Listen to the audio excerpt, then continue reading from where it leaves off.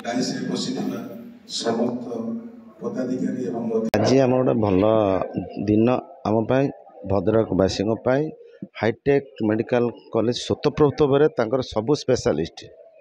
आपण medicine surgery gynae orthopaedic डेंटाल आई समस्ते आमको सेवा देवे आम सब हेल्थ चेकअप करेंगे केवल हेल्थ चेकअप करेंगे ना मागणा मेडिसिन देवे किसी भल कथा भी कहे खाद्य विषय कौन खाइब डायबिटीज हेल्ले केमी कंट्रोल करवा आपंकर हाई ब्लड प्रेशर हेल्ले कौन करवा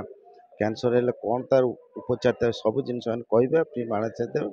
मु आशा करुँचा भल लोकर उपकार आसो बहुत लोक लाभवान हे आम भाव आशा करुचु ग्रामांचल मानक आहरी भल हम लोक ग्रामांचल दे आर आट नीड से दरकार आमर तो ये मेडिकल कॉलेज जदिव ना जो बड़ मेडिकल अच्छे लोक जाऊँ कि बहुत दूर दूरांत लोक आसीपारना प्रकृत सेवा जो मैंने एम देव सेवा आम निया दरकार आशा करुच्ची आगामी दिन ये सेवाटा ग्रामांचल हेल्ले भल हम धन्यवाद। हाईटेक मेडिकल कॉलेज रो वाइस प्रेसिडेंट आठी आम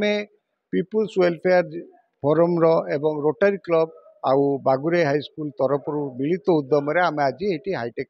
तार मेडिकल सेवा स्वास्थ्य सेवा मागणार करें एठारे सबू डिपार्टमेंट डॉक्टर आनीचु ता छड़ा आमर आई भेन आनीचु आई डेंटाल भेन जोटी कि आखि टेस्ट हो पार आम चश्मा दबु एठारे समस्त आरबीएस चेक हो पार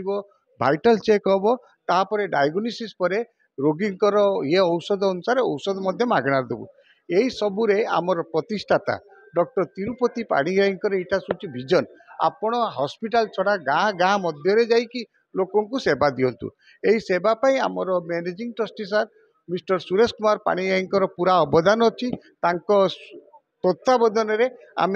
कैंप सब कर चलचु यही कैंप आम एटी करूनु या पूर्वर आम मसे काल उत्तर द्वार परिक्रमा भितर